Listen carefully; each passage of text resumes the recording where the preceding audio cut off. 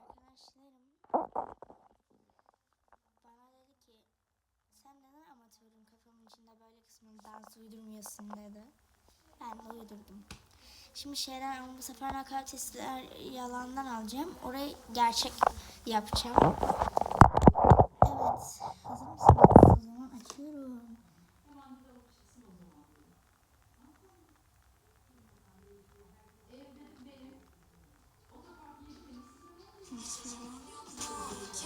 Abi buradan da şuradan alacaktım.